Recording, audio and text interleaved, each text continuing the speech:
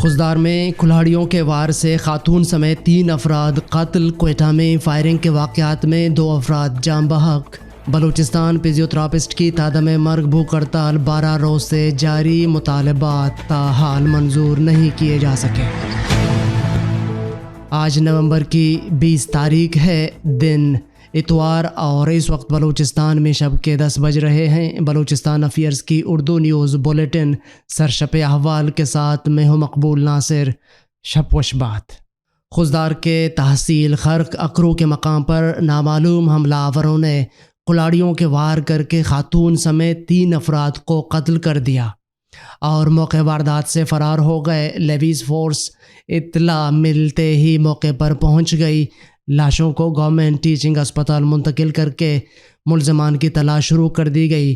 Police ذرائع کے مطابق ایئرپورٹ قلی عالم خان میں ایک شخص نے فائرنگ کر کے اپنے ہمسایہ عبدالواحد نامی شخص کو قتل کر دیا۔ قتل کی وجہ معلوم نہ ہو سکی، جبکہ عالم موج چوک کے قریب نامعلوم افراد کی دکان پر فائرنگ سے دکاندار ولایت خان جاں بحق ہو گیا۔ اطلاع ملنے پر پولیس نے موقع پر پہنچ کر لاشوں کو اسپتال پہنچا دیا، جہاں ضروری کارروائی کے بعد لاشیں ورثاء کے حوالے کر دی گئیں۔ پولیس نے مقدمہ درج کر کے نامزد ملزمان کی گرفتاری کے لیے چھاپے مار رہی ہے۔ بلوچستان فزیوتھراپسٹ کی تادم مرگ بھوک ہڑتال 12 روز سے جاری ہے، جس میں بیٹے ایک ڈاکٹر جاوید بلوچ کی لیب رپورٹس کے مطابق ان کی بلڈ گلوکوز لیول خطرناک حد تک نیچے ہے۔ بلوچستان فزیوتھراپسٹ کا کہنا ہے کہ حکومت اب تک منظر سے غائب ہے۔ حکومتی عدم سنجیدگی نے ہمیں شدید تشویش میں مبتلا کیا ہے۔ ہم تمام انسانی حقوق کے علمبردار تنظیموں، سوشل ایکٹیوسٹ سمیت تمام طبقہ فکر سے پرزور اپیل کرتے ہیں کہ حکومت کی اس غیر سنجیدگی کے خلاف آواز اٹھائیں۔ یاد رہے، وزیر اعلیٰ بلوچستان نے 13 اکتوبر کو فزیوتھراپسٹ ڈاکٹرز کے لیے 200 آسامیوں کے حوالے سے ہدایات جاری کی تھیں، تاہم ہیلتھ ڈپارٹمنٹ اور سابقہ پرنسپل سیکریٹری نے اپنے ذاتی بغض اور اناد کی وجہ سے صرف 86 آسامیوں کی سمری بنائی، جسے ہم مذاکرات کے نام پر دھوکہ سمجھتے ہیں۔ مذاکرات کے دوران وزیر اعلیٰ بلوچستان نے D P T house officer کے ماہانہ اسٹیپنڈ کے حوالے سے کمیٹی بنانے کی سفارش کی تھی، جس پر 1 مہینہ گزرنے کے باوجود عمل درآمد نہیں ہو سکا۔ ہم وزیر اعلیٰ بلوچستان سے گزارش کرتے ہیں کہ ہمارے تادم مرگ بھوک ہڑتال پر بیٹھے ساتھیوں کی حالت تشویشناک حد تک خراب ہے۔ مزید غیر سنجیدگی ہمارے ساتھیوں کی زندگیوں کو خطرے میں ڈال سکتی ہے۔ مسنگ میں گیس پریشر میں کمی کے خلاف شہریوں کا احتجاج، شاہراہ بلاک۔ مسنگ کے دیہی علاقوں پڑنگ آباد، سنگر، تھیری، سورگا سمیت مختلف علاقوں میں گیس کی پریشر کی کمی کے خلاف ملحقہ علاقوں کے گیس متاثرین نے قومی شاہراہ پر نواب ہوٹل کے مقام پر سخت سردی میں روڈ پر دھرنا دے کر بلاک کر دیا۔ دھرنے اور روڈ بلاک سے گاڑیوں کی لمبی لائنیں لگ گئیں اور سخت سردی میں مسافروں خصوصاً بچوں اور خواتین کو سخت مشکلات کا سامنا رہا۔ مظاہرین نے کہا کہ ہمارے ملحقہ مختلف علاقوں میں عرصہ دراز سے گیس کا پریشر نہیں اور گیس ہی غائب ہے۔ سخت سردی میں ملحقہ علاقوں کے عوام کو شدید مشکلات کا سامنا ہے۔ مظاہرین نے مطالبہ کیا کہ ان کے علاقوں میں گیس پریشر کو بحال کر کے گیس کی فراہمی یقینی بنائی جائے۔ سول اسپتال کوئٹہ کے آپریشن تھیٹروں اور ہاسٹل میں گیس پریشر میں کمی، متعدد مریضوں کی جانوں کو خطرات لاحق ہو گئے۔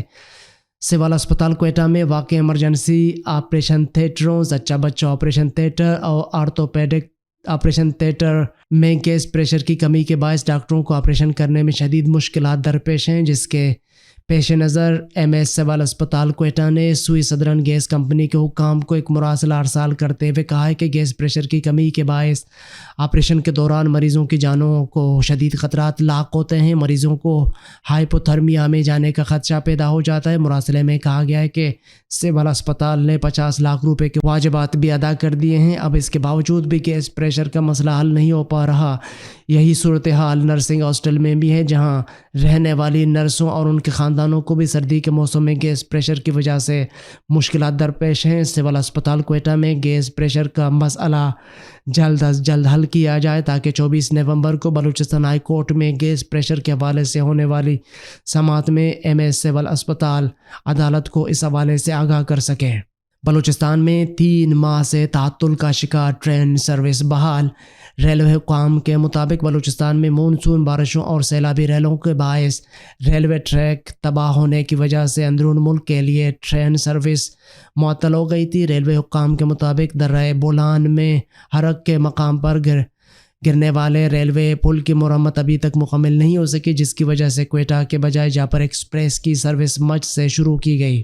باپ کے رہنما یعقوب امام بزنجو کا پارٹی سے مستعفی ہونے کا اعلان۔ بلوچستان عوامی پارٹی کے رہنما اور سابقہ رکن قومی اسمبلی میر یعقوب امام بزنجو نے باپ سے مستعفی ہونے کا اعلان کر دیا۔ دوستوں سے مشاورت کر کے عنقریب آئندہ کے سیاسی لائے عمل کا اعلان کروں گا۔ میر یعقوب امام بزنجو نے اپنی رہائش گاہ پر گوادر پریس کلب کے ارکان کے اعزاز میں اسرانے کے موقع پر میڈیا سے گفتگو کرتے ہوئے کہا ہے کہ دوستوں کے باہمی مشاورت سے بلوچستان عوامی پارٹی سے علیحدگی کا فیصلہ کر لیا ہے۔ دوستوں کے ساتھ مشاورت کر کے آئندہ کا سیاسی لائے عمل کا اعلان کریں گے۔ خاران فائرنگ واقعے کا زخمی ہلاک، تعداد 5 ہو گئی۔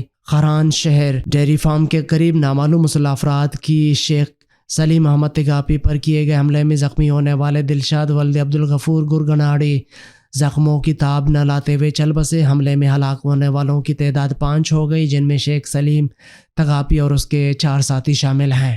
تربت میں فلاسفیکل سرکل کا بلوچستان اکیڈمی میں لیکچر پروگرام کا انعقاد۔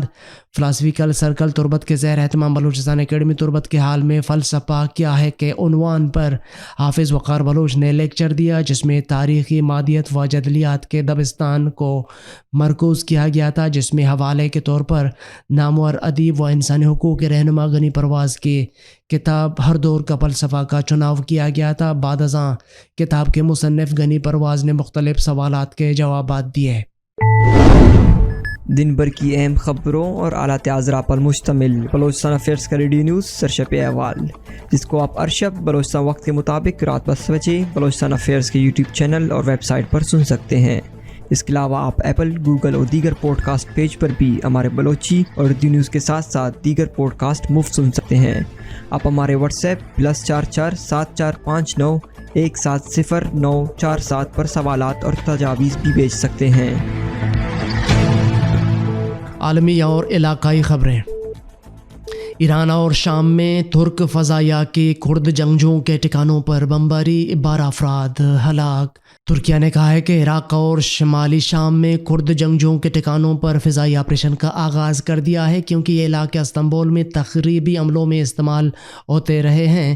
ترکیہ نے فضائی آپریشن کو کلاسوڈ کا نام دیا ہے، جو کہ گزشتہ ہفتے استنبول کی مصروف ترین مارکیٹ میں ایک بم حملے کے بعد شروع کیا گیا ہے۔ گزشتہ ہفتے استنبول کی مصروف ترین مارکیٹ میں بم دھماکے میں 6 افراد ہلاک اور 81 زخمی ہو گئے تھے، جبکہ ترکیہ کی حکومت نے اس کا ذمہ دار کردستان ورکرز پارٹی کو قرار دیا تھا۔ وزیر دفاع ہلوسی اکھار نے ایئر فورس آپریشن مرکز سے جنگی جہازوں کی روانگی سے قبل کہا تھا کہ ہم ابھی سے آپریشن کلاسوڈ کا آغاز کر رہے ہیں۔ ترکیہ کے وزیر دفاع نے کہا کہ فضائی حملوں سے کردستان ورکرز پارٹی اور کردش پیپلز پروٹیکشن یونٹس کے ٹھکانوں کو نشانہ بنایا گیا ہے۔ انہوں نے کہا کہ اقوام متحدہ کے چارٹر کے آرٹیکل 51 کے تحت ہمارے اپنے دفاع کے حقوق کو مد نظر رکھتے ہوئے عراق اور شام کے شمال میں ان علاقوں پر فضائی آپریشن کلاسوڈ شروع کیا گیا، جو ہمارے ملک پر تخریب کاروں کے حملوں کے لیے اڈوں کے طور پر استعمال ہوتے ہیں۔ ترکیہ کی حکومت نے استنبول میں 5 سال بعد ہونے والے حالیہ مہلک بم دھماکے کا ذمہ دار کردستان ورکرز پارٹی کو قرار دیا، جس نے 2015 اور 2017 کے درمیان مہلک حملوں کی یادیں تازہ کر دی ہیں، جن کا تعلق براہ راست کرد جنگجوؤں اور داعش کے ساتھ تھا۔ تاہم کردستان ورکرز پارٹی اور کردش پیپلز پروٹیکشن یونٹس نے استنبول میں ہونے والے بم دھماکے میں ملوث ہونے کے الزامات کو مسترد کر دیا ہے، جبکہ تاحال کسی بھی گروہ نے اس حملے کی ذمہ داری قبول نہیں کی ہے۔ برطانیہ کا یوکرین کے لیے جدید ایئر ڈیفنس سسٹم کا اعلان۔ برطانوی وزیر اعظم رشی سوناک نے یوکرین کے لیے نئے امدادی پیکیج کا اعلان کر دیا۔ برطانیہ یوکرین کو 50 ملین پاؤنڈ کا ایئر ڈیفنس پیکیج دے گا۔ وزارت عظمیٰ کا منصب سنبھالنے کے بعد رشی سوناک یوکرین کے پہلے دورے پر ہیں۔ رشی سوناک نے کہا ہے کہ روس کے ایرانی ڈرونز کے مقابلے کے لیے یوکرین کو نیا دفاعی پیکیج دے رہے ہیں۔ انہوں نے بتایا کہ پیکیج میں anti aircraft guns, radar اور اینٹی ڈرون حالات شامل ہیں۔ برطانوی وزیر اعظم نے مزید کہا کہ موسم سرما کے لیے یوکرین کو انسانی امداد بھی دی جائے گی۔ پاکستان میں سیلاب زدگان لاکھوں لوگوں کو خوراک کے حصول میں مشکلات کا سامنا ہے۔ اقوام متحدہ نے کہا ہے کہ اگرچہ پاکستان میں تباہ کن سیلاب کو 3 ماہ سے زیادہ کا عرصہ گزر چکا ہے، تاہم یہ تباہی ابھی ختم نہیں ہوئی۔ اقوام متحدہ کے سیکریٹری جنرل انطونیو گوٹریس کے نائب ترجمان فرحان حق نے کہا ہے کہ صاف پانی، صفائی اور حفظان صحت تک رسائی اب بھی مشکل ہے۔ سیلاب اور کڑے پانی سے پیدا ہونے والی بیماریوں میں اضافہ ہو رہا ہے۔ روزانہ کی پریس بریفنگ میں انہوں نے کہا ہے کہ لاکھوں لوگوں کو خوراک کے حصول میں مشکلات کا سامنا ہے، کیونکہ متاثرہ خاندان اپنے ایسے گھروں کو واپس جا رہے ہیں جہاں مکانات تباہ ہو چکے ہیں، فصلیں برباد اور مویشی مر چکے ہیں۔ انہوں نے کہا کہ موسم سرما کے آغاز کے ساتھ ہی کچھ علاقے برف باری سے متاثر ہو رہے ہیں۔ سیلاب سے متاثرہ لوگوں کو سرد موسم سے مزید خطرہ اور بہت سے لوگوں کو مناسب پناہ گاہ، خوراک اور موسم سرما میں مدد کی ضرورت ہے۔ انہوں نے کہا کہ سیلاب سے متاثرہ 3,50,00,000 لوگوں میں سے ابھی تک 50 لاکھ سے زیادہ بے گھر ہیں اور سیلاب سے زراعت، صحت اور تعلیم کے شعبے تباہ ہو گئے ہیں۔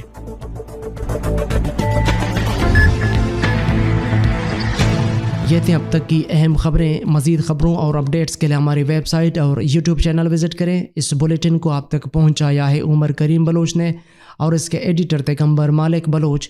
مجھے بلوچستان افیئرز کی ٹیم کے ساتھ اجازت دیجیے۔ شب و شبات۔